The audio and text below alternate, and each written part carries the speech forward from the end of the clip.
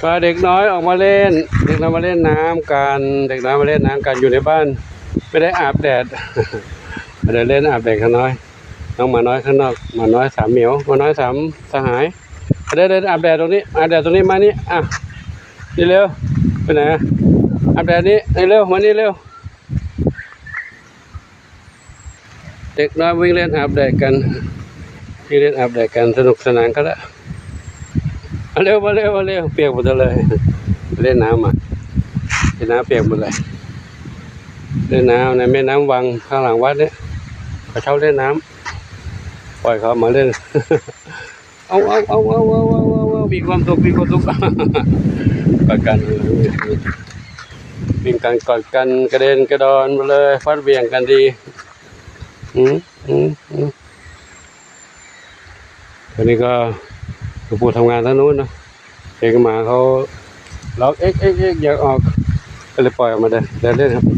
เขาก็เชื่อฟังดีนะเชื่อฟังดีไม่ไปไหนแล้วเชื่อฟังดีไปไหนถ้าเพื่อนชวนก็ไปแล้วไปอีกแล้วเข้าบ้านอยู่ไหนเวลาเข้าบ้านแล้วพอแล้วลูกเนาะเล่นเนี่ยแต่ปู่ทำงานต่อเดี๋ยวแล้วมาเร็วนะไปบ้านเร็วไปบ้านเร็วมาโอ้เก่งเข้าบ้านแล้วมาเร็วมานี่มานี่ทำงานด้วยเล่นกับน้องหมาไปด้วยปล่อยน้องหมามาเดินเล่นระหว่างทำงานนะเขาก็เล่นเขาตอนนี้พาเข้าบ้านไปแล้วใครเนี่ยบุญนำมาช่วยหลวงปู่ก็ใครเดินในวันนี้สีหน้าส้มกับก็เก็บกวาดตัดกิ่งไม้ตอนตัดกิ่งไม้ไม่ได้ถ่ายนะกว่าเขาจะดราม่าพระตัดกิ่งไม้เขา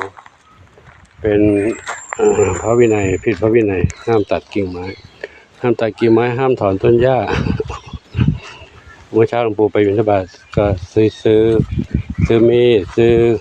เลื่อยซื้อค้อนมาที่ไว้ทำงานนะตอนนี้ก็ตัดเรียบร้อยเก็บไปละตอนที่ทำไม่ได้ถ่ายนะถ่ายตอนที่ตัดเก็บเสร็จแล้วมาให้ท่านได้รับชมกันดูงานหลังจากเก็บกวาด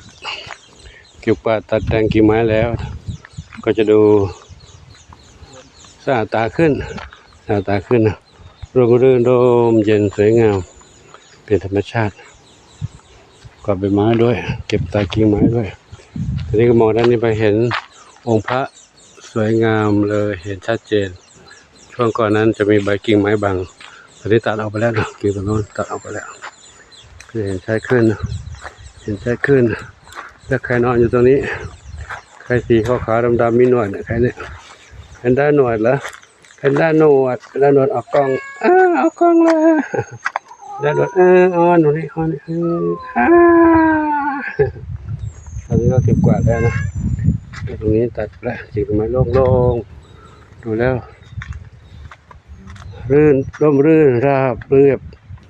สบายหูสบายตาขึ้นเยอะนี่ก็ตัดออกแล้วอันนี้ก็มองเห็น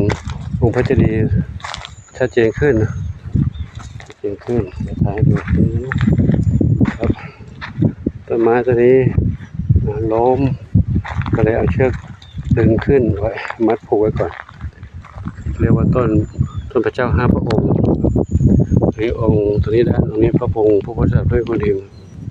เอามาตรงนี้ออกไปกิ่งไม้นี่ออกไปโล่งเลยด้านโน้นเห็นอะไรอยู่บนต้นจามจุรีต้นชำฉาที่เป็นกิ่งห้อยๆไว้นั้นอะไรรู้จักบ้างเดี๋ยวซูมดูใกล้ๆเนาะโอ้โหลูกสวยงามไหมมองเห็นไหมนะมองเห็นไหมครับเห็นกันไหมเรียกว่า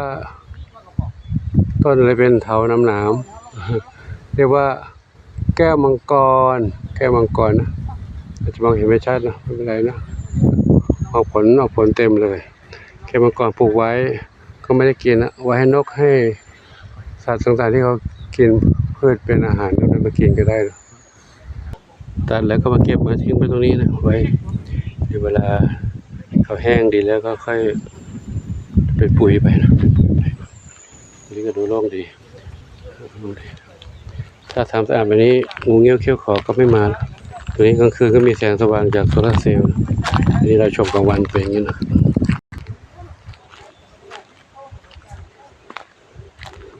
ครับคลิปนี้ไม่ได้ถ่ายน้องเหมียวในบ้านให้ดูนะอันนี้คือการทำงานอยู่ข้างนอกอันนี้ก็ตัดตรงนี้แหละมองก็ไปดูเห็นบ้านน้องเหมียวอยู่นู้นเห็นกุฏิอยู่ตรงนู้นนะแล้วก็อีกสิ่งหนึ่งที่เพิ่มมาวันนี้คือสั่งวัสดุก่อสร้างมาหินทรายมา1 ดำก่อนแล้วเพื่อจะเตรียมทำบ้านน้องเหมียวมีเท่าไหร่มีปัจจัยเท่าไหร่สั่งตามนั้นไปก่อนนะเดี๋ยวถ้าได้ครบแล้วก็จะก่อสร้างอีก1 หลังเพื่อให้น้องเหมียวได้อยู่กันเพราะว่าอยู่ตรงนั้นรู้สึกว่าจะแออัดกันไปบ้านไม่กว้างนักก็พออยู่ได้แต่ก็กลัวว่าถ้าเกิดมีเหมียวป่วยอะไรขึ้นมาก็จะลำบากอันนี้สั่งขึ้นมา1 ดำนี่ก็จะสร้างต่อไปตรงโน้นนะครับตรงโน้น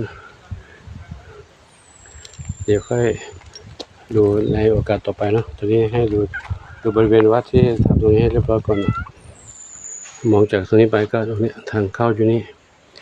ตรงนี้บริเวณนี้ก็สะอาดขึ้นสะอาดตาขึ้นนะ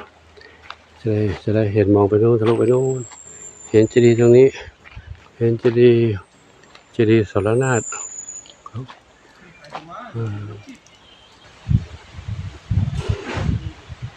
ก็ในแต่ละวันก็จะมีงานทำตลอดถ้าอยู่ในวัดถ้าออกไปข้างนอกงานที่วัดก็ไม่ได้ทำก็จะรกจะเก็บกวาดแล้วก็ดูสะอาดขึ้นแล้วครับเราคิดว่าขอยุติไว้ที่เราเดี๋ยวขอทำงานต่อไปก็บ่ายนี้ต่อจากนี้ไปนี่